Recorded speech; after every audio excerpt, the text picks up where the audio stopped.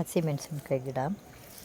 ಇದು ನಾನೇನು ಹಾಕಿದ್ದೇನಲ್ಲ, ಇದು ಗೊಬ್ಬರದಲ್ಲಿ ತಾನಾಗೇ ಉಟ್ಕೊಂಡಂಥ ಗಿಡ. ಇದು ಸುಮ್ಮನೆ ಹಾಗೇ ಬಿಟ್ಟಿದೆ. ಯಾವಾಗಲೂ ಬೀಜ ಎಸ್ತಿರ್ತೀವಿ ಮಾಡಿರ್ತೀವಿ, ಆವಾಗ ಗೊಬ್ಬರದಲ್ಲಿ ಎಲ್ಲೋ ಬಂದಿರುತ್ತೆ. ನೋಡಿ ಎಷ್ಟು ಕಾಯಿ ಬಿಟ್ಟಿದೆ, ತುಂಬಾ ಕಾಯಿ ಬಿಟ್ಟಿದೆ.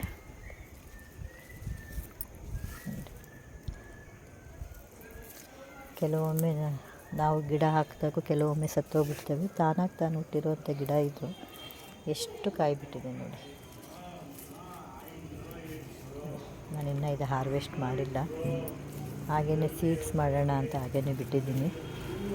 ಸ್ವಲ್ಪ ಹಣ್ಣಾದ್ಮೇಲೆ ತೆಗಿಬೇಕು ಇದನ್ನು. ಗಿಡ ತುಂಬಾ ಕಾಯಿ ಬಿಟ್ಟಿದೆ ನೋಡಿ.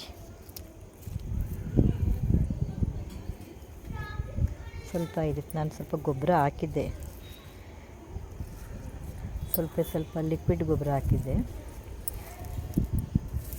ಏನು ಸಿಗುತ್ತೋ ಮನೆಯಲ್ಲಿ ತರಕಾರಿ ವೇಸ್ಟೇಜ್ ಅದೆಲ್ಲ ತೊಗೊಂಡು ಬಂದಿದ್ದು ಸ್ವಲ್ಪ ಹಾಕ್ತೀನಿ. ಹಾಗಾಗಿ ಗಿಡದಲ್ಲಿ ತುಂಬಾ ಕಾಯಿ ಚೆನ್ನಾಗಿ ಬಂದೈತೆ.